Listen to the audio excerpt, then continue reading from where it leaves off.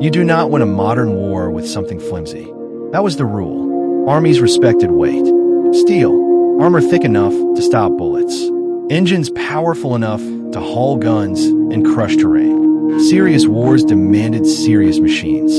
So when American planners began whispering about a tiny, open-topped vehicle barely taller than a man, the reaction was laughter. German officers dismissed it immediately. A toy, a novelty, a light utility car that would shatter the moment it left a paved road. Real military vehicles had doors, roofs, protection. This thing had none of it. It bounced. It rattled. It looked unfinished. And yet, by the end of the war, this toy would appear in more combat photographs than any tank, any aircraft, any weapon system except the rifle itself. It would haul generals and privates alike, carry wounded men under fire, tow artillery, deliver ammunition, lead assaults, escape encirclement, and German commanders, who once laughed, would come to fear the sight of it. But that outcome was never guaranteed, because in 1940, with Europe already burning, the U.S. Army placed a bet that almost failed before it even began. And one engineer, with almost no time left, decided to ignore every rule that said it couldn't work. You're Delmar Roos. Most people call you Barney. You're not a soldier. You're not famous. You are an engineer in Toledo, Ohio, working for Willys Overland, a struggling car company barely surviving the Great Depression. You're 50 years old. You know engines. You know metallurgy. You know production lines. And you know this simple truth. If you miss this deadline, your company is finished. In the summer of 1940, as France collapses and Britain fights alone, the U.S. Army issues an emergency requirement. They want a lightweight reconnaissance vehicle, four-wheel drive, able to carry 600 pounds, capable of 50 miles per hour, simple enough to fix in the field. And they want a prototype in 49 days, not months, days. Most companies walk away. One tiny firm, American Bantam, takes the contract. They deliver a prototype just in time. But the Army doesn't trust them to mass produce it. So they send the blueprints to Willys and to Ford. Now the clock starts again. Your engineers tell you the design is impossible. Too light, too weak. The engine will fail. The frame will crack. The Army's weight limit, 1,300 pounds, cannot survive real war. You look at the drawings. Then you make a decision that breaks the rule. You ignore the weight requirement.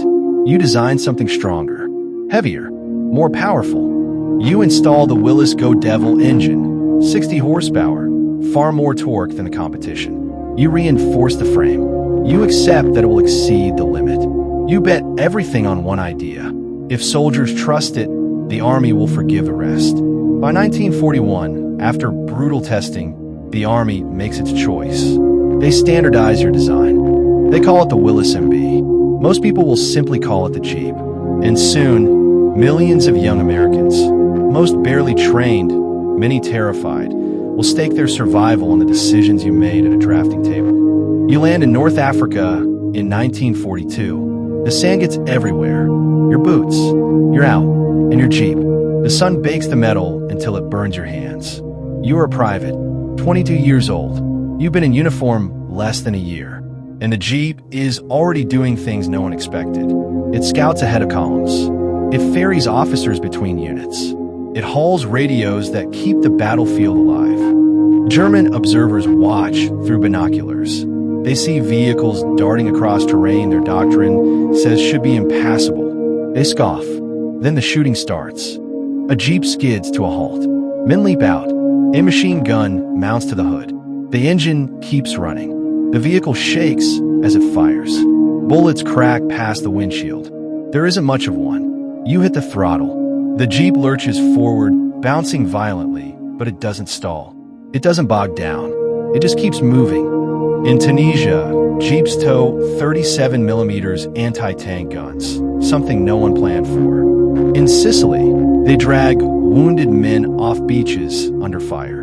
In Italy, they climb roads mules struggle to survive.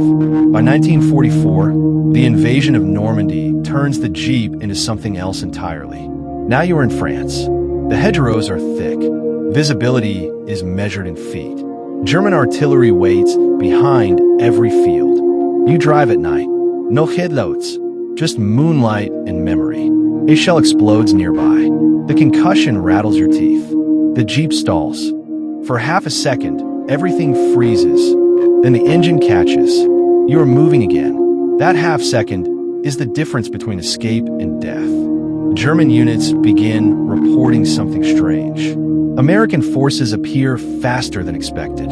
Supply lines reform overnight. Commanders relocate constantly and always arrive on time. The Jeep becomes the nervous system of the Allied army. Think about that. Tanks punch holes.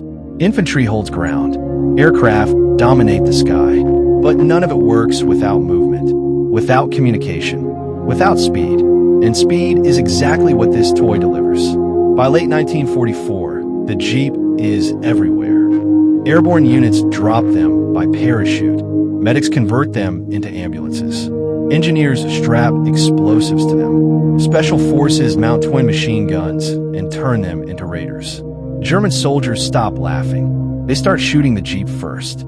During the Battle of the Bulge, frozen engines kill heavier vehicles.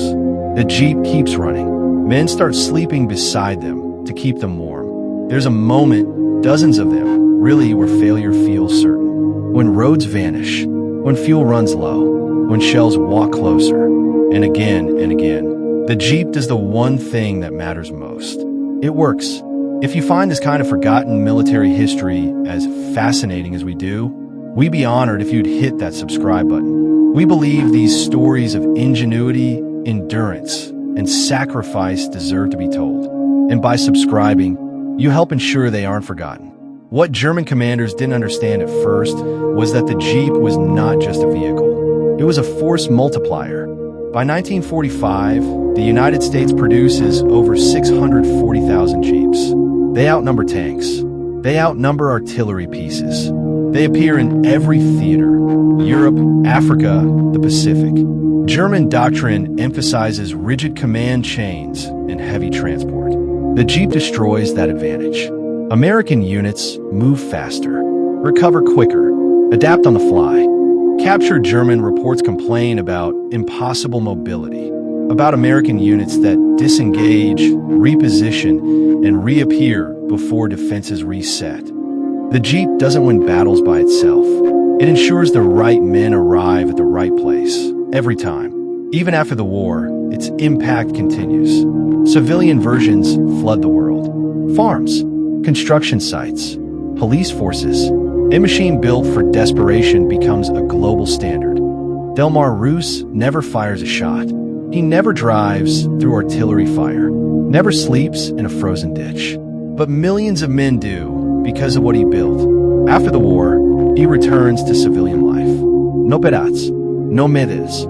The soldiers do the remembering. They remember the Jeep that started every morning, that carried friends home, that never asked for praise. To this day, military planners still study weapons.